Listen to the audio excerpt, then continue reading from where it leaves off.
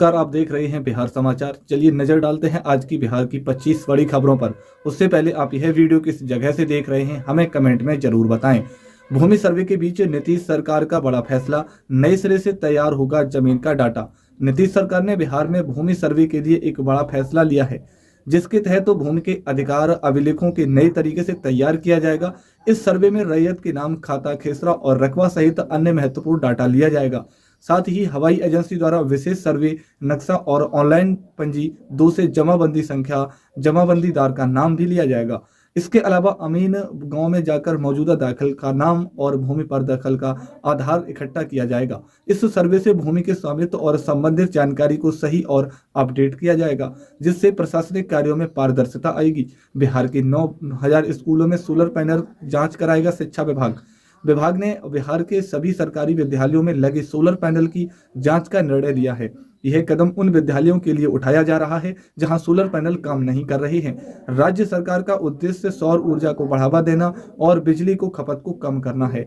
चरणबद्ध तरीके से सौर ऊर्जा को बढ़ावा दिया जाएगा, जिससे विद्युत बिलों में कमी आएगी और ऊर्जा का स्थिर स्रोत उपलब्ध होगा। इस योजना में 2.5 करोड़ रुपए खर्च किए जाएंगे। मुंगेर के लोगों को मिल गई एक और खुशखबरी, यहाँ बनने जा रहा 4 लेन हाईवे। मुंगेर में सुल्तानगंज देवघर मार्ग को 4 लेन बनाने की योजना है, जिससे देवघर का सफर और आसान हो जाएगा। यह कदम राज्य सरकार द्वारा क्षेत्रीय विकास को बढ़ावा देने के तहत उठाया गया है।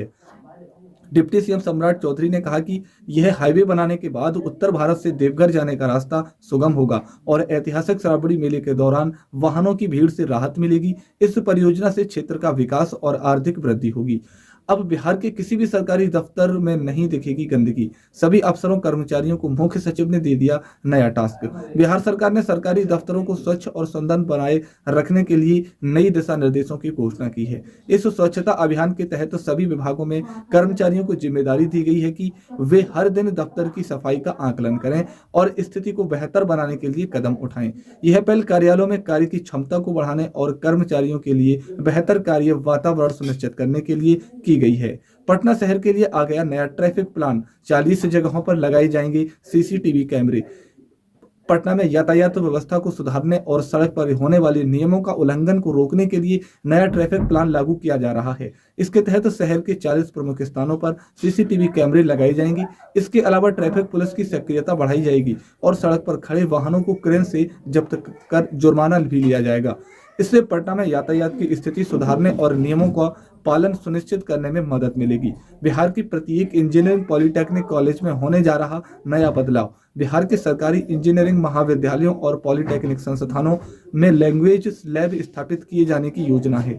राज्य के 38 इंजीनियरिंग कॉलेजों और 42 पॉलिटेक्निक संस्थानों में यह लैंग्वेज लैब्स छात्रों की संचार क्षमता को बेहतर बनाने के लिए स्थापित किए जाएंगे। इस कदम से छात्रों को बेहतर भाषा कौशल प्राप्त होगा, जिससे उनकी तकनीकी शिक्षा के साथ साथ व्यक्तिगत विकास भी होगा। दरभंगा के बाद मुजफ्फरपुर और रक्सौल एयरपोर्ट से हवाई सेवा शुरू होने की बड़ी संभावना। बिहार में 3 नए ग्रीनफील्ड एयरपोर्ट का निर्माण की योजना है, जिसमें सोनपुर, राजगीर और बक्सर शामिल हैं। इसके अलावा मुजफ्फरपुर और रक्सौल में भी हवाई सेवा शुरू होने की संभावना जताई जा रही है। राज्य सरकार का उद्देश्य उत्तर बिहार में यातायात सुविधाओं को सुधारना और आर्थिक गतिविधियों को बढ़ावा देना है। इससे बड़ी कंपनियों को निवेश के लिए प्रेरित किया जाएगा और उत्तर बिहार का विकास तेजी से होगा। बीपीएससी अध्यक्ष की नियुक्ति को चुनौती देने वाली याचिका पर सुप्रीम कोर्ट में सुनवाई। एससी में बिहार सरकार से मांगा जवाब। सुप्रीम कोर्ट ने बिहार लोक सेवा आयोग के अध्यक्ष को नियुक्ति को चुनौती देने वाली याचिका पर सुनवाई शुरू की है। याचिकाकर्ता ने इस नियुक्ति को अवैध और नियमों के खिलाफ बताया है। सुप्रीम कोर्ट ने बिहार सरकार से इस मामले में जवाब मांगा है। यह मामला सरकारी नियुक्तियों के पारदर्शिता और प्रक्रिया को लेकर सवाल उठाया रहा है, जो राज्य सरकार के लिए एक अहम चुनौती बन सकता है। मोतिहारी के 50,000 से अधिक लोगों के लिए खुशखबरी, जल्द खाते में आएंगे लाखों रुपए। मोतिहारी जिले में 5,000 से अधिक गरीबों को अब अपने सपने का घर मिलने जा रहा है। राज्य सरकार ने इन लाभार्थियों के लिए आवास निर्माण हेतु राशि प्रदान करने का निर्णय लिया है। मार्च तक सभी आवासों को स्वीकृति दी जाएगी और लाभुकों को खातों में राशि भी भेजी जाएगी। इसके तहत पहले से स्वीकृति 15,000 से अधिक आवासों का निर्माण कार्य भी जारी है और अब सरकारी निगरानी के तहत इनका निर्माण पूरा किया जाएगा। जिन लाभार्थियों को पहली किस्त मिल चुकी है उनके लिए जल्द ही काम शुरू कर दिया जाएगा ताकि समय रहते आवास पूर्ण किए जा सके।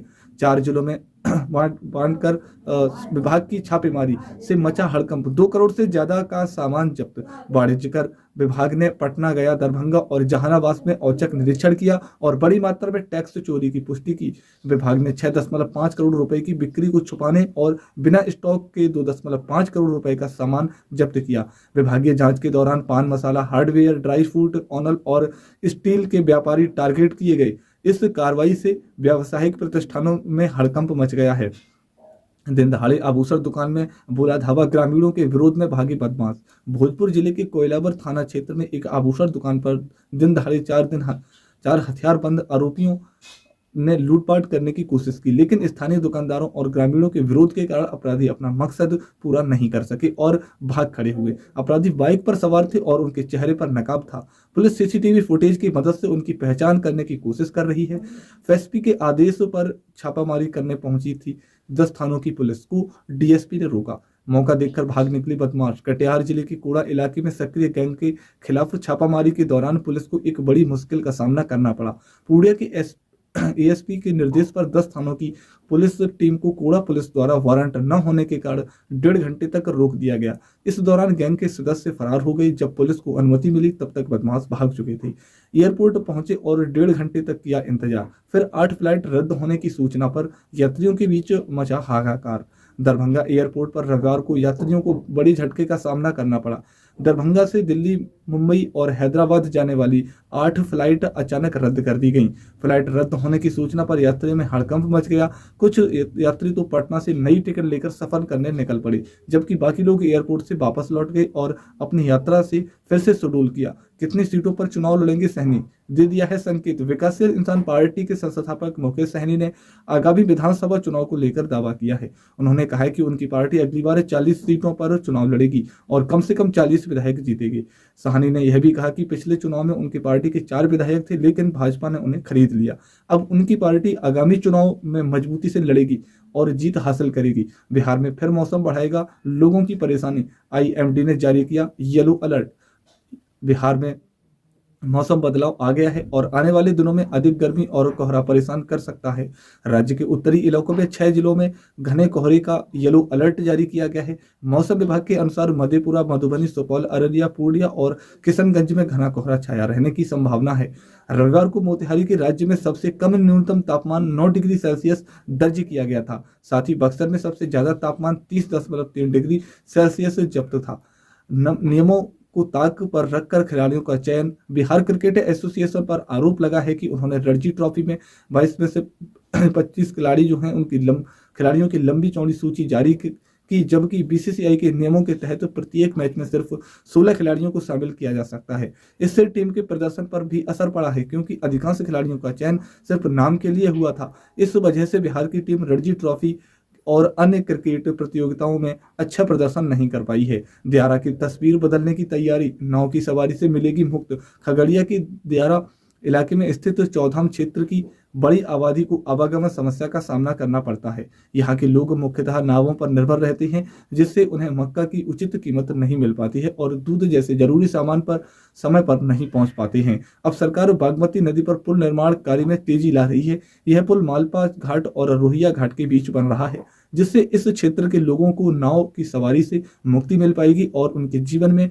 एक बड़ा बदलाव आ सकेगा। हालांकि पहले तकनीकी अड़चनों और बाढ़ के कारण यह कार्य रुका हुआ था, लेकिन अब यह फिर से जोर पकड़ चुका है।